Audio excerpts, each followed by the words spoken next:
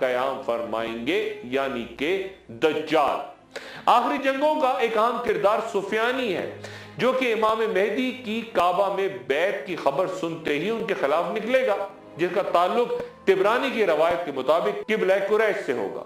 मुख्तलिफ रवायात में यह है कि ये सुफियानी हजरत इमाम मेहदी से कुछ पहले शाम, उर्दन और फलस्तीन में किसी जगह पे मौजूद होगा और इब्तिदा में बहुत ही मुत्तकी, परहेजगार और इंसाफ करने वाले हुक्मरां के तौर पे सामने आएगा, हत्ता कि शाम की मसाजिद में गालिबन उसका खुतबा भी पढ़ाया जाएगा। फिर वो जब मजबूत हो जाएगा तो उसके दिल से ईमान निकल जाएगा, गोया उसे बातिल कुव्वतें हमेशा की तरह मुसलमानों के अंदर से ही एक अजीम रहनुमा के तौर पे पेश करेंगी और इस दौरान वो गालिबन कुफार से जंग करके उसमें कामयाबी भी हासिल कर लेगा, ताकि उसकी धाक और दबदबा मजीद कायम हो जाए।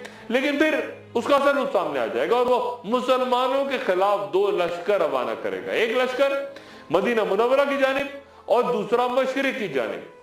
पहला लश्कर 3 दिन तक मदीना में लूट मार करके जब बाहर निकलेगा तो शहर से बैदा के मकाम पर अल्लाह ताला हजरत जिब्राइल अलैहिस्सलाम को उसे जमीन में धंसाने का हुक्म देंगे, पूरे लश्कर को। चुनांचे ये लश्कर जमीन में धंस जाएगा, जबकि दूसरा लश्कर बगदाद की तरफ निकल जाएगा और वहां लूट मार और खूरेजी में मसरूफ हो जाएगा।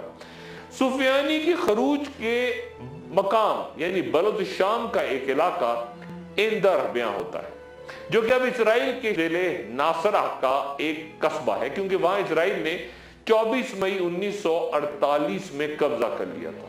सुफियानी का वो लश्कर जो कि बगदाद की तरफ निकल जाएगा, एक लश्कर तो मदीना में धंस गया, मैंने पहले बयान किया, लेकिन दूसरा लश्कर जो बगदाद को निकलेगा उसका सामना इमाम मेहदी से शाम में उस जंग के दौरान होगा जिसे अहादीस में जंगे कल कहा गया है। और फिर इमाम मेहदी सुफियानी को बहरे तबरिया के किनारे कत्ल कर देंगे। वही बहरे तबरिया जिसका पानी याजूज और माजूज ने पीना है, या फिर ये कि जिसका पानी वो इस वक्त पी रहे हैं या वो कम हो रहा है।